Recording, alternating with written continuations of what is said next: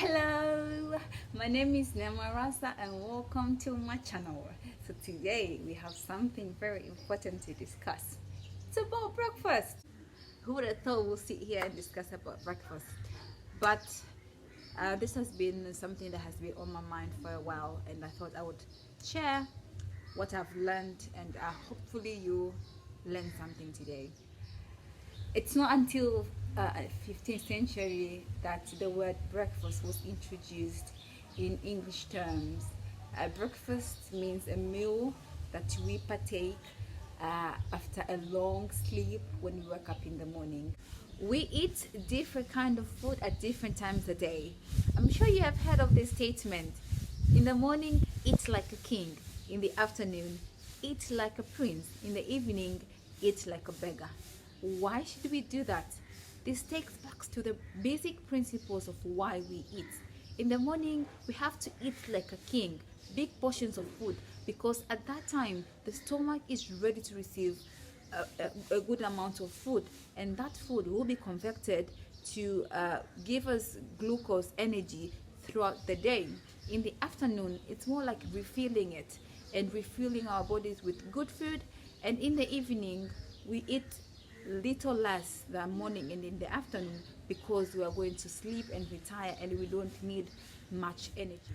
But sadly enough, we do opposite in today's society.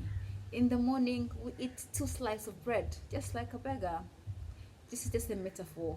You eat very little food. In the afternoon, we eat maybe a bit much, and then in the evening, we eat like a king. But that's opposite to the principles of eating. Going back to what we have been discussing before, in my previous video, we discussed about why do we eat. And we came to the conclusions that we eat because we want to get energy, we want to get nutrients, we want to keep our bodies fit, and also protect this body that God has given unto us. So in the morning, we do not give our bodies enough energy to go out throughout the day. Instead, we eat very little.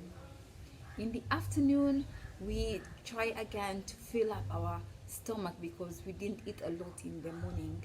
And then in the evening, we reward ourselves with a lot of food, because that food is going to be converted into energy and nutrients and so forth. Why are you taking that energy? It's night. We're going to sleep. That's why sometimes when we eat a lot of food at night, we become tired in the morning because the body is trying to rest. The digestive system is trying to rest, but it has a load in the stomach. So it will try its best to digest it, which is abnormal for the body. You wake up in the morning feeling tired. That's why you wake up in the morning feeling that you don't feel like eating. All this is because we eat a lot of food at night. So to leave that mambo jumbo aside, now let's talk about the benefits of having breakfast. The first benefit is when we eat in the morning, breakfast raises our body energy levels and restores the body glucose levels. That means we'll get energy to kickstart our day. Remember, we were from sleeping and we're starting our day. We have a lot to do in our to-do list, and having breakfast will help us to give us energy to do our work. So another reason why we should have breakfast, a nutritious breakfast boosts our metabolism and also help us burn more calories throughout the day, and that will help us to have a healthy weight. When our habit of having breakfast is irregular, it slows our metabolism and help us gain weight. So we should remember that having a nutritious breakfast will help us maintain our metabolism. If you want to perform very well at class, at school, there's one thing that you need to do: have breakfast. In the morning, when we eat breakfast, remember that we increase our glucose level, and our glucose level is needed so much as a food in our brain. Actually, our brain uses a higher percentage of blood glucose than any other parts of the body. So A student would need to have a good breakfast so that they may be able to provide food for the brain to function well, to concentrate at class, and also have high performance in the class. This also can apply to those who are working as well, that in order to have better performance at work, in order to concentrate, in order to solve problems, you would need that brain fuel. I was once a student, and I remember some of the times I used to skip breakfast and I was not able to concentrate. I was just looking forward for the breaks.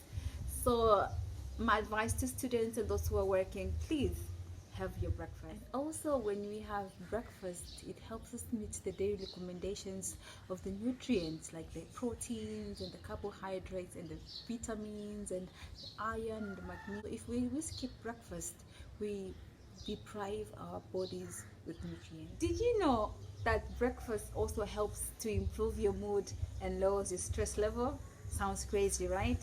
But that's very true. So that's why we advise you to always have your breakfast. So now let's talk about the disadvantages of skipping breakfast.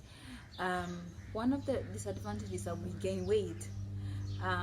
It's very common sense that when we miss breakfast, we find ourselves marching about before lunch. When we're hungry, eat anything that comes in our way. So when we skip breakfast, we find ourselves eating a lot of snacks, and that will make us gain weight, and also it makes us to have no self-control, and we need to control ourselves when it comes to eating. Another disadvantages of skipping breakfast is that it can cause an increase in risk of getting diabetes, heart disease, high blood pressure, because all these diseases are interlinked.